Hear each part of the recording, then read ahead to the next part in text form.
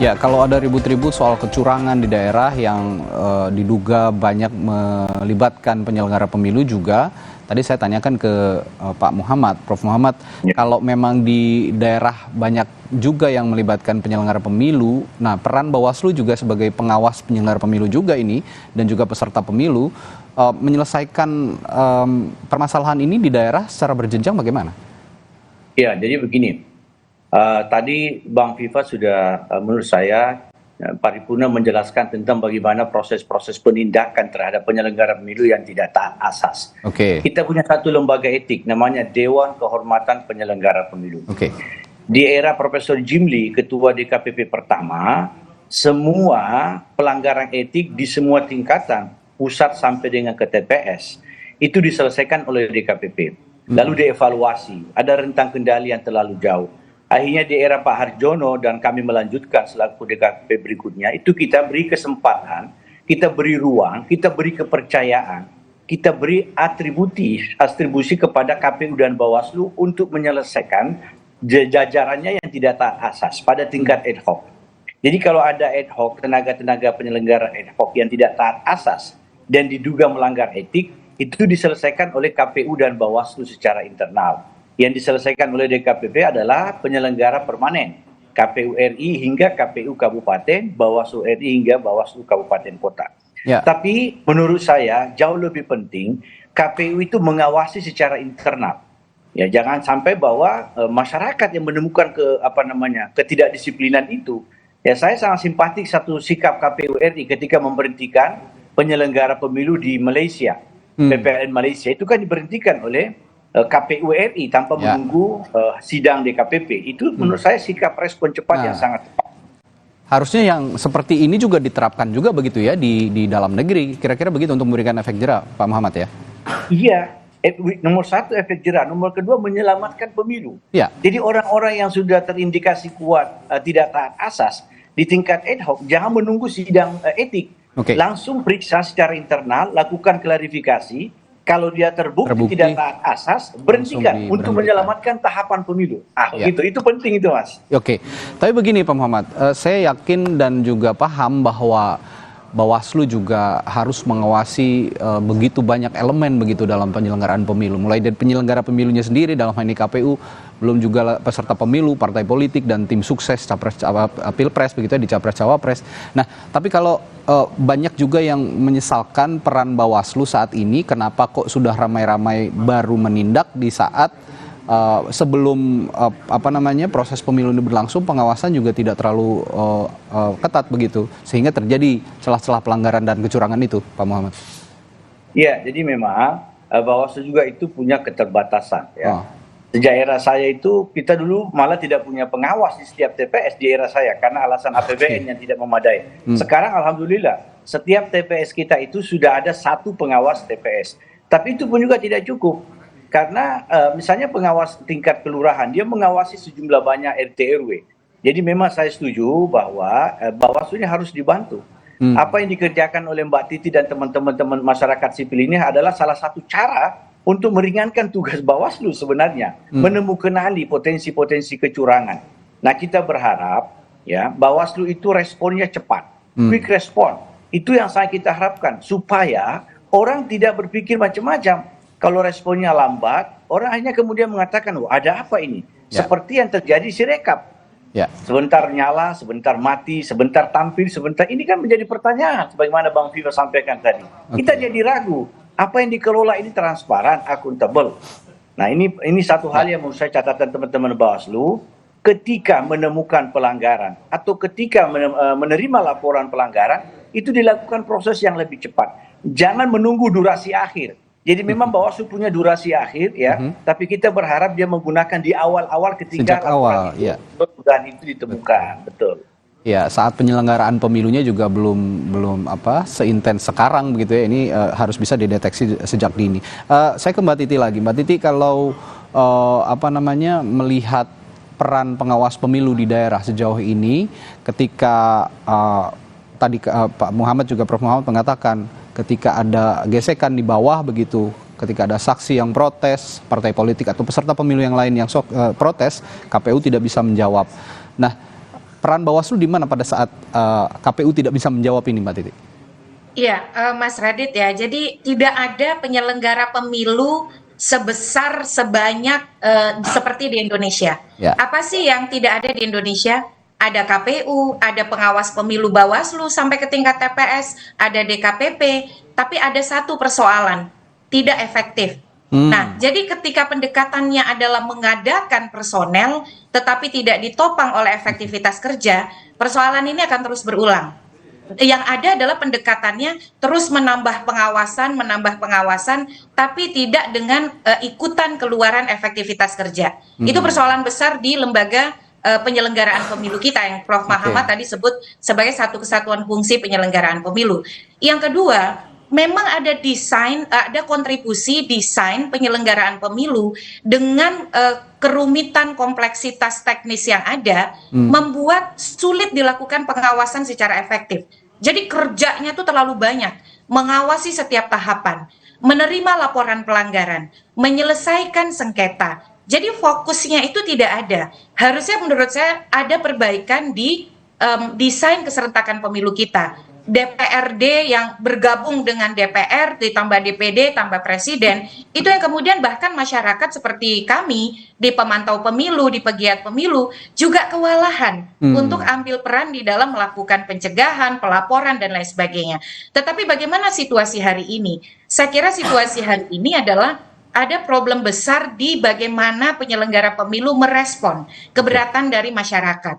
Jadi ada kecenderungan untuk misalnya sekedar menyatakan pendekatan formal, ya sudah lapor saja. Padahal ketika ada ketidakpuasan saat itu, tidak semua tuh bisa selesai dengan lapor. Saya mengalami betapa sulitnya melapor. Birokrasi, makan waktu, makan biaya. Kadang-kadang diperlukan itu, Mas Radi adalah, Mas Radit ya, Mas Radi adalah komunikasi. Jadi bagaimana mampu menjelaskan sebuah peristiwa. Jadi ketika ada keberatan, mendudukkan sesuai dengan prosedur, aturan main, itu yang kadang-kadang dibutuhkan dialog. Nah ini yang kadang-kadang tidak terjadi dan pendekatannya langsung pendekatan formalistik. Ayo lapor saja, silakan lapor. Padahal kadang-kadang dibutuhkan tidak seperti itu. Begitu. Jadi memang yang diperbaiki adalah efektivitas kerja itu yang dan maksud juga efektivitas cara menyelesaikan. Ya, nah yang juga jadi perhatian partai politik atau peserta pemilu ya siapapun itu, ini kan sebenarnya sudah diberikan sosialisasi ya soal aturan bagaimana mengikuti proses pemilu begitu. Kita bicara soal dari sisi penyelenggara pemilu. Kalau dari sisi peserta pemilunya sendiri bagaimana sebenarnya, yang ya ini kan it takes two to tango ya, jadi tidak akan ada asap atau jika tidak akan ada api jika tidak ada tidak akan ada asap jika tidak akan ada api begitu. Nah kalau ada yang menyulut juga kan tentu penyelenggara pemilu juga tidak akan berani bermain-main. Kalau dari sisi partai politik bagaimana atau peserta pemilu, Mbak Titi? Iya, kondisinya tidak seideal seperti yang kita bayangkan. Misalnya begini, nanti di setiap tahapan kan ada saksi, nanti saksi yang mengawal. Percayalah, soliditas dan konsolidasi internal partai tidak sebaik yang kita bayangkan. Di internal partai pun ada friksi antara caleg yang sama-sama ingin berebut mendapatkan kursi. Di antara partai yang sama-sama ingin berebut untuk mendapatkan kursi. Jadi kalau kita baca tipologi perselisihan hasil pemilu legislatif di Mahkamah Konstitusi, dia ada beberapa tipologi. Pertama, itu menyangkut perselisihan internal. Bagaimana kemudian rebutan suara itu berujung pada sengketa di MK. Dan partai yang mau memfasilitasi ini bagus, karena dia menyelesaikan lewat jalur hukum. Yang bahaya kalau diselesaikan lewat internal, atau kemudian lewat prosedur non-pemilu misalnya.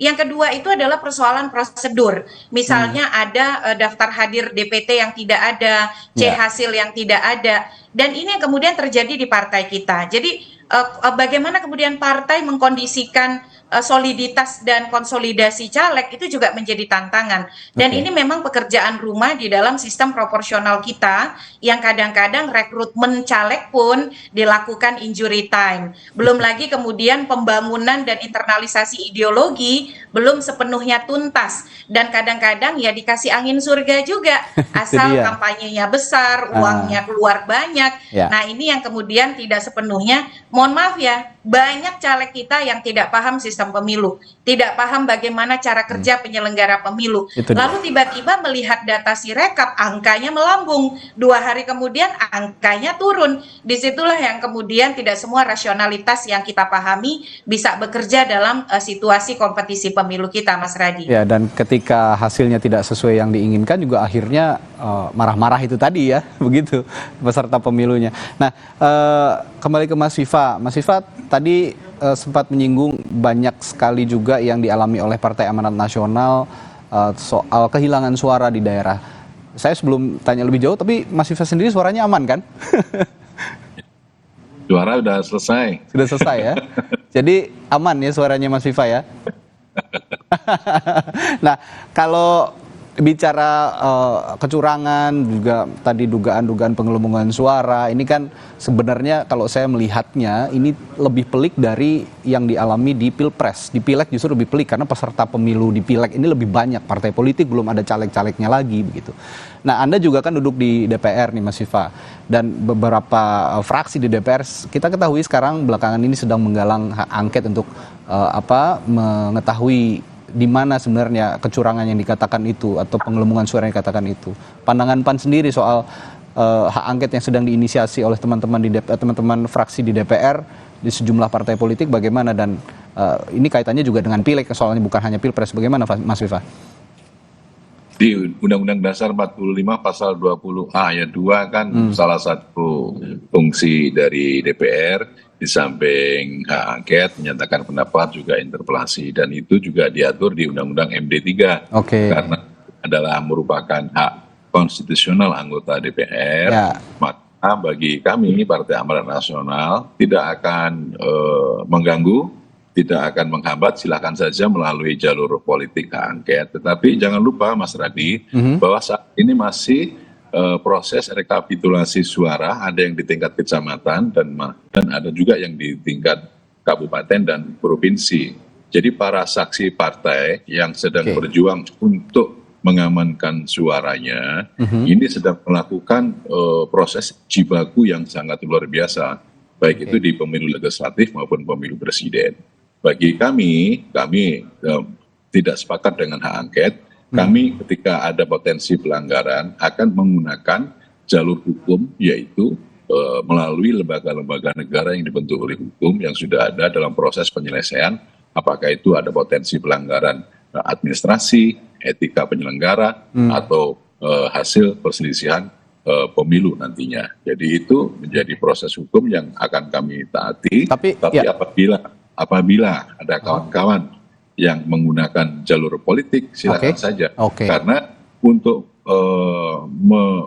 mengungkap kebenaran itu harus ada bukti-bukti material, dan bukti material itu harus dilakukan melalui jalur hukum, bukan jalur politik. Nah, gitu. Kalau kemudian tujuannya untuk mencari kebenaran. Jadi PAN nggak setuju lah ya untuk hak angket, tapi kan ini juga untuk kepentingan PAN juga kalau memang yang dikawal suaranya di Pileg itu, Mas Viva, gimana tuh? Ya, kita akan melakukan proses sesuai dengan jalur hukum yang sudah ada kan di Undang-Undang. Tapi jalur hukum ya? Ya kan proses itu, dan kami akan berjuang semaksimal mungkin karena ternyata proses perjuangan itu juga tidak ringan. Intinya bahwa dalam segala cuaca pemilu serentak ini merupakan kegiatan yang sangat luar biasa, bukan hanya bagi partai politik atau penyelenggara pemilu, tetapi juga menjadi agenda nasional yang harus menjadi bagian penting dalam proses untuk membangun peradaban demokrasi di Indonesia. Dan ini menjadi tantangan ke depan untuk para penyelenggara pemilu, harus selalu setiap hari meningkatkan kualitas dan integritasnya, karena bagi kami merasa bahwa kita akan terus berjuang untuk meningkatkan kualitas demokrasi, dan para penyelenggara pemilu juga harus mengupgrade dirinya dalam hal peningkatan kualitas dan integritas agar bisa bekerja dengan baik. Artinya output misalnya kalaupun memang ini bergulir gitu ya, hak angket di DPR ini kan secara politik memang dan bukan hukum, tapi artinya output hak angket ini sendiri nanti ujungnya menurut PAN sendiri, menurut Mas Viva juga tidak akan sekuat atau selegitimate produk hukum atau jalur hukum begitu ya kira-kira untuk penyelesaian pemilu ya Mas Viva ya? Ya, sampai saat ini kan belum ada satu partai politik pun yang secara resmi mengajukan hak angket. Ya. Dan ini akan kita cermati, dan hak angket itu tidak akan bisa untuk menggugurkan atau menggagalkan hasil pemilu. Kan saja melalui jalur politik, kalau untuk mencari kebenaran bagi kami Partai Amanat Nasional, kebenaran itu harus dibuktikan dengan bukti-bukti material, dan bukti-bukti material itu adalah harus ditempuh melalui jalur hukum. Oke, karena sekarang proses pemilunya juga sudah selesai, tapi penghitungannya belum selesai begitu ya, dan sudah mengemuka banyak sekali dugaan kecurangan begitu ya, banyak sekali yang protes di daerah, terutama untuk akhir-akhir ini soal pileg juga, soal protes-protes dari para partai politik dan juga caleg. Ini kanal-kanal bisa ditempuh dari mulai sisi hukum maupun juga sisi politik. Ini perihal pilihan saja begitu ya dari peserta pemilu untuk menempuh jalur mana.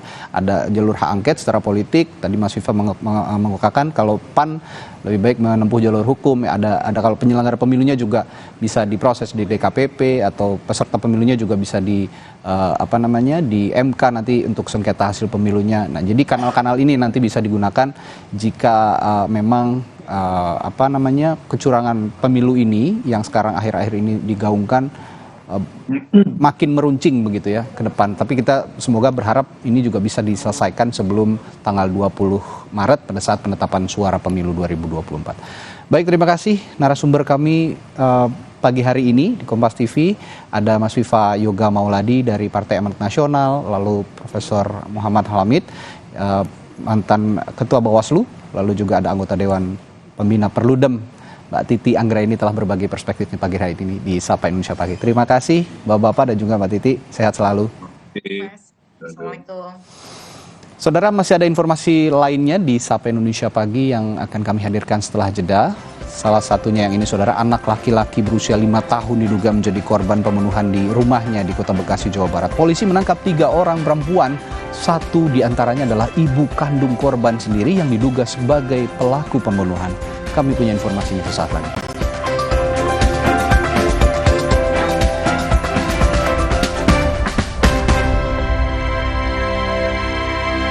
Roma sedap banget ini. Masak apa, Bang? Sop seafood garang asam. Kuahnya itu segar, ada asamnya karena dia pakai belimbing ulu ya. Ini Mumtaz. Jadi ada ikan sungai, ikan laut juga Ikan ada. laut ada. Favorit ikan sungai ini? Favorit ikan sungai itu. Lembutan tenggeleng. Ini apa, Mas? Iki mangut lele, Pak. Itu dapurnya kok ngebul? Pengasapan ada di belakang. Oh, iya. Ini best sellernya ya. Best sellernya ini. Aroma smoky-nya tuh cakep banget. Lazis. Cerita Rasa, Sabtu 9 Maret pukul 10:30 siang di Kompas TV. Kuatkan hati. Raihlah kemenangan. Marjan. Saat dikejar kesibukan, berpacu dengan waktu, selalu hirup Fresh Care Smash. Selalu sempatkan waktu untuk beribadah. Selamat menunaikan ibadah puasa. Inovasi baru dari Hotin. Hotin Go. Oles, go. Roll on, go. Pijat, go. Nggak sentuh langsung, nggak bikin tangan panas. Hotin Go. Hotnya in, langsung go. Kuatkan hati. Raihlah kemenangan. Marjan. Hey guys.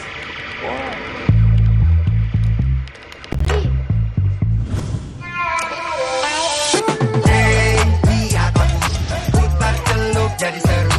Hey, lihat aku.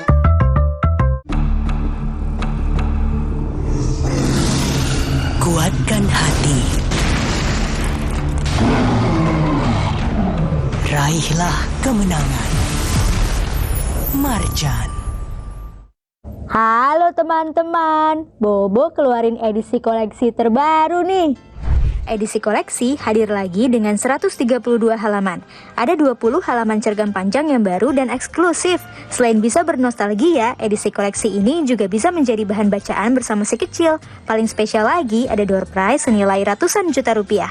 Tunggu apa lagi? Segera dapatkan melalui pre-order di e-commerce, gridstore.id dan Grapedia hingga 11 Maret 2024. Hijabers, ini shampoo yang match buat kita karena ada serumnya. Baru, Cerasoft Serum Shampoo Hijab 3-in-1. Rambut jadi 3 kali lebih lembut, gak lepek dan gak ketombean. Cerasoft Serum Shampoo Hijab 3-in-1. Try and feel the difference.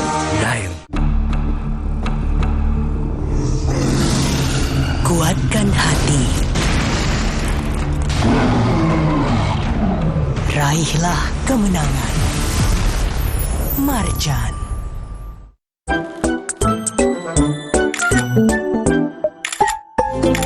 Guys, ada yang baru nih. Permen Milton Sugar Free dengan 3 rasa baru, blackcurrant, lemon, dan mint. Milton, sensasi rasa buah.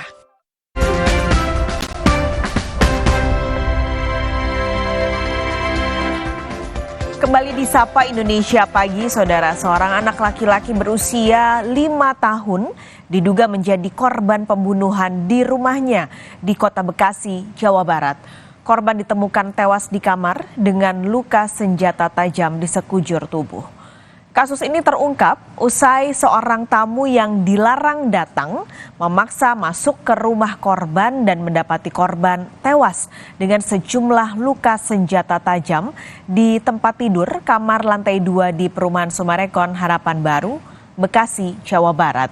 Kejadian ini langsung dilaporkan ke petugas keamanan perumahan dan tim identifikasi Polres Metro Bekasi langsung melakukan olah TKP di lokasi kejadian. Sementara jenazah korban kini dievakuasi ke Rumah Sakit Polri Kramat Jati untuk divisum dan diotopsi. Tamu ini datang tidak boleh masuk. Begitu dia paksa masuk ternyata udah berdarah-darah ibunya. Nah, akhirnya dia larilah ke security yang di depan. Tadi pas ditemuin di kondisinya di kamar atau di ruang tamu? Sudah di tempat tidur dia. Oh, tempat tidur, Bu. Nah, tempat tidur besar. Kan informasi ini masih belum jelas antara 18 atau 20 tusukan. Dalam kasus ini, polisi mengamankan 3 orang perempuan. 1 diantaranya adalah ibu kandung korban yang diduga sebagai pelaku pembunuhan. Hingga kini, polisi masih mendalami pemeriksaan terhadap ibu korban, termasuk kondisi psikologis terduga pelaku tersebut. Polisi turut menyita barang bukti sebilah pisau dapur dari lokasi kejadian. Bahwa korban ditusuk berkali-kali dan yang mana diduga pelakunya adalah merupakan ibu kandung daripada korban. Barang bukti telah kita temukan di TKP berupa sebilah pisau dan saat ini korban sudah dibawa ke Rumah Sakit Bayangkara untuk dilakukan hasil wawancara sementara bahwa ya terduga pelaku mendapatkan bisikan gaib. Memantau bagaimana perkembangan kasus dugaan pembunuhan anak yang dilakukan ibunya, kita sudah terhubung dengan jurnalis Kompas TV Masni Ramawati.